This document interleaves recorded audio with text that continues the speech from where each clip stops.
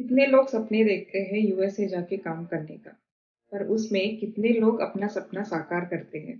क्या आपका भी सपना है यूएसए जाके काम करने का? आप वर्किंग हो और यूएसए इज योर ड्रीम? तो H1B वीजा एक प्रोसेस है, मतलब एक रास्ता है आपको यूएसए में जाके काम करने का।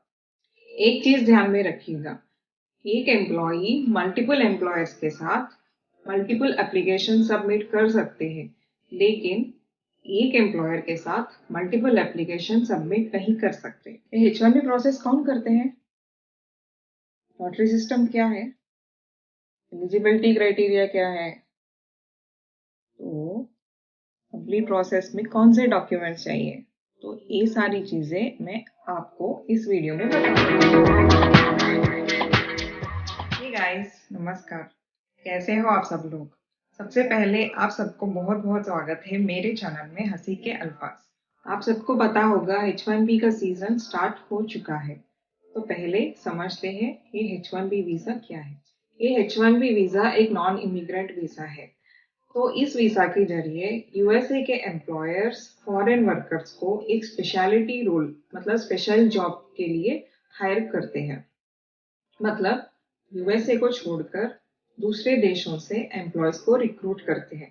तो अगर आप इस किसी भी ऑक्यूपेशन जैसे IT, engineering, arts, law, education, architecture, law के अंडर आते हो, तो आप H1B वीजा कैटेगरी में फॉल करते हो। पर आपको एक एलिजिबिलिटी क्राइटेरिया भी मैच करना पड़ेगा। स्पेशलिटी ऑक्यूपेशंस का लिंक मैंने अपने डिस्क्रिप्शन में ऐड किया है, आप डिटेल्स के लिए जाके वहां पे चेक कीजिए। तो अब ये समझते हैं H1B वीजा के लिए आप एलिजिबल हो कि नहीं। आपको 16 साल 16 इयर्स का एजुकेशनल बैकग्राउंड होना जरूरी है। मतलब अगर आप इंजीनियरिंग कंप्लीट किए तो स्कूल 10 साल, इंटर 2 साल और इंजीनियरिंग 4 साल, मतलब 16 साल। तो आप एलिजिबल हो। जैसे कि आप डिग्री कंप्लीट किए, फिर उसके बाद मास्टर्स डिग्री किए, तो आप डेफिनेटली एलिजिबल। तो सेकेंड क्राइटेरिया क्या है? तो सेकेंड क्राइटेरिया ये है कि आपको यूएस कंपनी से एक जॉब का ऑफर आना है। मतलब some employer from USA needs to give sponsorship. H1B visa का स्पॉन्सर आपको करना है। फॉर एग्जाम्पल, आपका कंपनी यूएसए में एक ब्रांच और हेडक्वार्टर्स है। ओके, तो आपको वहां से एक ऑफर लेटर मिलना है। सिंपल। तो आपका कंपनी क्या करता है कि वहां पे यूएसए में एक रोल है, इट इज वेकेंट, एंड यहाँ यूएसए में उस रोल फुलफिल करने के लिए कोई भी नहीं मिल रहा है, तो आपको आपका कंपनी H1B स्पॉन्सर करेगा। तो एक और चीज है कि आपको प्रॉपर वर्क एक्सपीरियंस भी होना चाहिए। जैसे कि आप फ्रेशर हो और तुरंत कंपनी में जाने के बाद आपको H1B प्रोसेस कर देंगे, इट डजंट हैपन। तो आपको प्रॉपर वर्क एक्सपीरियंस भी होना चाहिए। So simple. अगर आपको 16 साल का एजुकेशनल बैकग्राउंड है एंड प्रॉपर वर्क एक्सपीरियंस भी है एंड एक ऑफर, जैसे कि रोल खाली है यूएस में आपके कंपनी से एंड आपको कंपनी यूएसए कंपनी से कुछ ऑफर मिल रहा है, then you are definitely eligible to travel to US on H1B visa. अब हम H1B वीजा कैप के बारे में समझते हैं। H1B वीजा का बहुत डिमांड है, बहुत सारे लोग अप्लाई करते हैं। तो हर साल एक कैप, मतलब एक लिमिट होता है। ईयरली 65,000 रेगुलर वीजास होते हैं। अगर आपको यूएस का मास्टर डिग्री है तो आप लकी हो, तो आपके लिए स्पेशल 20,000 एक्स्ट्रा वीजास होंगे। तो ये H1B वीजा प्रोसेस कैसे काम करता है? तो आप एलिजिबल हो एंड आपका एम्प्लॉयर आपको चूज कर लिया गया, तो आपका एम्प्लॉयर अब H1B प्रोसेस स्टार्ट करेंगे। एम्प्लॉयर यूएससीआईएस में एक अकाउंट क्रिएट करते हैं और उसमें ऑनलाइन रजिस्ट्रेशन प्रोसेस कंप्लीट करते हैं। तो उसमें आपको एक बेनिफिशियरी और रजिस्ट्रेंट के जैसा ऐड किया जाएगा। तो इसके लिए एम्प्लॉयर $10 फी पर रजिस्ट्रेंट पे करेंगे।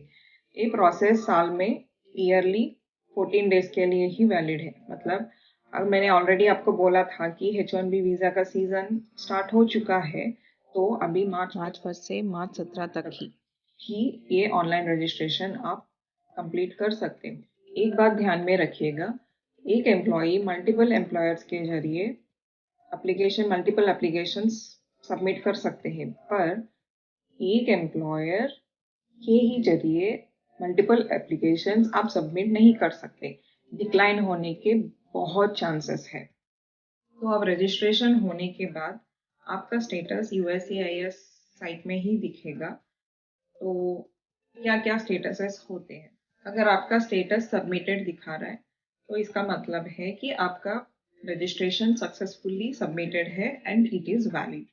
सेकेंड, स्टेटस सेलेक्टेड, तो इसका मतलब है यू आर वैलिड, मतलब आप H1B वीजा के लिए अप्लाई कर सकते हो, आप सेलेक्ट हो चुके हो। तो नॉट सेलेक्टेड स्टेटस बताता है कि आप H1B वीजा के लिए सेलेक्ट नहीं हुए। ये स्टेटस जनरली आपका इंटरव्यू होने के बाद नॉट सेलेक्टेड मिलता है। नेक्स्ट स्टेटस इज डिनाइड, इसका मतलब है कि आपने अपने एम्प्लॉयर के साथ मल्टीपल टाइम्स अप्लाई करने की कोशिश की, देन आपका स्टेटस ऑब्वियसली डिनाइड हो जाएगा। तो ये रजिस्ट्रेशन प्रोसेस का लिंक भी मैं अपने डिस्क्रिप्शन में ऐड कर रही हूँ, सो आप प्लीज़ वहाँ पे जाके चेक कीजिएगा। तो अब यहाँ लॉटरी प्रोसेस स्टार्ट होगा। जो आपका रजिस्ट्रेशन किया गया है तो वो लॉटरी में पिक होगा। तो ये लॉटरी स्लॉट्स वाइज निकलेगी, तो अक्टूबर तक ये प्रोसेस चलता ही रहेगा। अगर आपका स्टेटस स्टिल सबमिटेड में ही दिखा तो डोंट वरी, अभी भी चांस है सेलेक्ट होने का। तो अब आपका रजिस्ट्रेशन लॉटरी में सेलेक्ट हो गया, मतलब पिक हो गया, तो कंपनी आपको बताएगी कि आपका रजिस्ट्रेशन सेलेक्ट हुआ है एंड आपको एक पिटीशन नंबर आपको भेजा जाएगा एंड उस पिटीशन नंबर को बोलते हैं रिसिप्ट नोटिस I-797। तो ये डॉक्यूमेंट बहुत ज़रूरी है। तो पहले LCA फाइल करेगी to the US labour department. तो LCA का पर्पस ये है कि आपका कंपनी कंफर्म कर रहा है कि आपको भी सेम वेज दिया जाएगा जैसे आपके रोल को, सिमिलर रोल का एम्प्लॉय को दिया जाएगा। आपका LCA सर्टिफाई होने के बाद आपका एम्प्लॉयर I-129 फॉर्म फिल करेगी टू USCIS। तो यहाँ आपको अपने educational certificates, any training certificates और आपका रिज्यूमे, आपका प्रीवियस एम्प्लॉई एक्सपीरियंस लेटर्स, अगर आप कहीं दूसरे कंपनी में काम कर चुके हो तो, एंड आपका पासपोर्ट एंड रिज्यूमे। अगर आपका I-129 अप्रूव हो गया तो आपके पास दो ऑप्शन होंगे। ऑप्शन नंबर 1, अगर आप USA में हो किसी और दूसरा वीज़ा पे एंड आपको बस कुछ नहीं वेट करना पड़ेगा जब तक आपका H1B वीज़ा एक्टिव होने तक। अगर आपका H1B वीज़ा एक्टिव हो जाता है तो आप H1B पे अपना काम स्टार्ट कर सकते हो।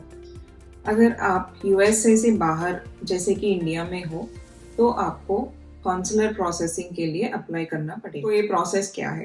तो इसमें आपको फर्स्ट DS-160 फाइल करना पड़ेगा। नेक्स्ट आपको एप्लीकेशन फी पे करना पड़ेगा। नेक्स्ट थर्ड स्टेप आपको स्लॉट बुक करना पड़ेगा इंटरव्यू के लिए। नेक्स्ट फोर्थ स्टेप आपको बायोमेट्रिक्स के लिए जाना होगा। Next fifth step interview process होगा US कॉन्सुलेट और एम्बेसी में। मान लीजिए आपका इंटरव्यू सक्सेस हो गया तो आपका passport with the visa stamping आपके घर कुरियर में पहुंच जाएगा या आप अपने पास वाले US कॉन्सुलेट में जाके कलेक्ट कर सकते हो।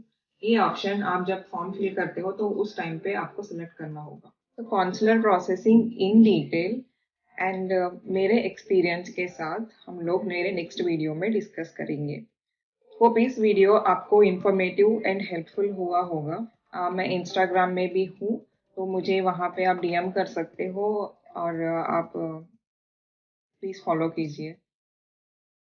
मेरे अगले वीडियो नोटिफिकेशंस के लिए बेल आइकॉन को प्रेस कीजिए एंड अगर आप अभी तक मेरे चैनल को सब्सक्राइब नहीं किए तो प्लीज़ जाके सब्सक्राइब बटन को क्लिक कीजिएगा। मिलते हैं मेरे अगले वीडियो में विथ मोर इन्फॉर्मेटिव कंटेंट के साथ।